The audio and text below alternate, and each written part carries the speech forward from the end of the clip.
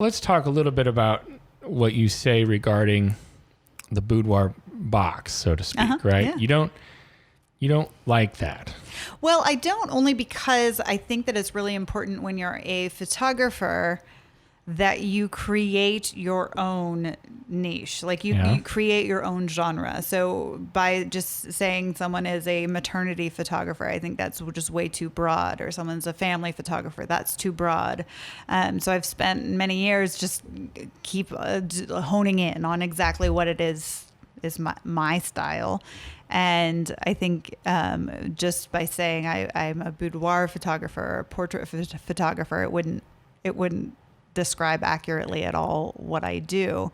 And it is something that I still struggle with putting into words exactly what I almost have to show it. But I've just always been really inspired by like the kind of like the rock star aesthetic. Like I just like the cool girl look. So like messy hair, like undone, less is more on makeup, and just really kind of comfortable in your own skin.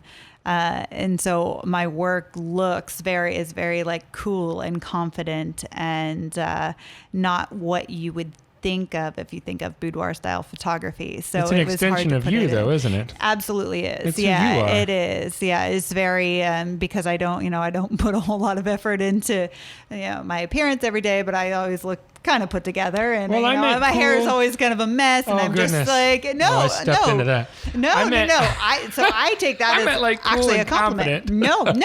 No. But that's what I consider to be cool and confident, honestly, because I don't find the need to invest that much time and energy into, making sure everything is perfect. And I'm really comfortable in that. I feel really good about the fact that I can just it can take me 10 minutes to walk out the door and feel good about myself at the same time. So yeah, it's a big thing. And it took me a lot of soul searching, and because most women have a hard time getting there. Why don't some you? Women never do. How come you don't? It just took years. I think, honestly, genuinely, I think it was so many years of hearing and seeing other women that were in front of my camera just beating themselves up and not comfortable at all in front of not comfortable in front of the mirror, let alone in front of a camera. And I'm like, I couldn't wrap my head around it because, they're so beautiful. But then I'm like, well, that's a little hypocritical of me, because if somebody else was photographing me, I'd be like, now,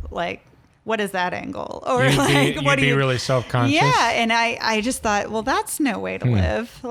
So over time, I got better and better about it. And then genuinely, I wish I had something to, a life event or something to attribute it to. But eventually I just woke up and I was fine. I was just comfortable with who I was. It was just the craziest thing. It was probably about 3 years ago, and my life's been a lot easier and lighter because I'm not constantly worried about, what people are thinking and how's my face or how's my, I just got comfortable because I would listen to these women oh, my thighs, and I'm like, oh, you have beautiful your legs are amazing, or oh, my stomach. I'm like, you had 2 babies and that's incredible. Right. You made that, you did that.